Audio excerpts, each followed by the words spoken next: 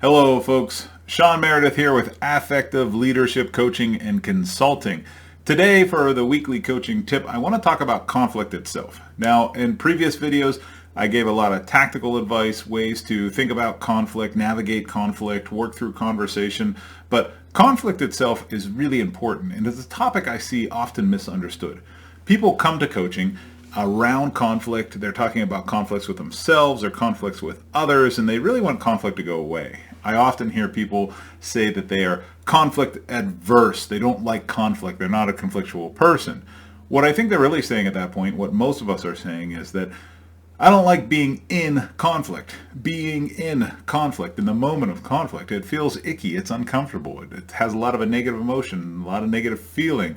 So nobody likes being in conflict. Well, very few of us like being in conflict. What happens often is that we hit a point where we aren't going through conflict. We aren't completing the process of conflict. That conflict is the stuff of growth. Conflict is how we grow. That growth is sort of like a stock market graph of conflict where we're going up and down and up and down and going through the process. What I find people bring to coaching is what I call unresolved conflict. They're really dealing with conflicts that they can't resolve or haven't been resolved. These conflicts that are swept under the carpet, or the elephant in the room, or the skeletons in the closet, which falls under this category of unresolved conflict. I think as leaders, we need to be looking in ourselves and others and our team for unresolved conflict.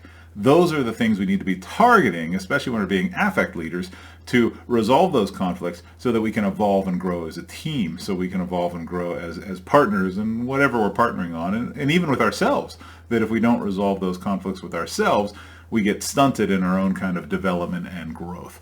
So today's tip is understanding that conflict is necessary, that conflict is how we get through things. A great metaphor, they made one of these biodomes in Arizona, and after about 5 years all the trees fell over, and they realized what happens is that in nature, as trees are being blown by the wind, they get small stress fractures, and those stress fractures are part of what allows the trees to grow.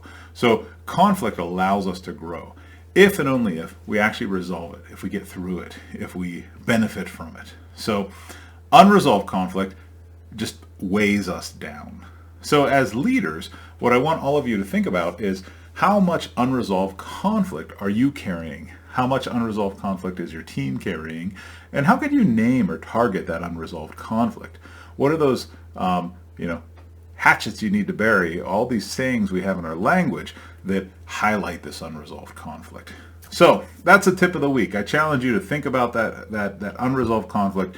I'm going to kind of stick on this theme a little bit and cover this from an emotional standpoint, how that emotion is a great way to notice that conflict, that unresolved conflict. So there's a link down here to subscribe to these videos. If you do, you'll get them in your email, which is a fast way to get them get them right away when they come out. And also, by all means, share this, comment on it. I would love to continue this dialogue with you. Thanks for watching.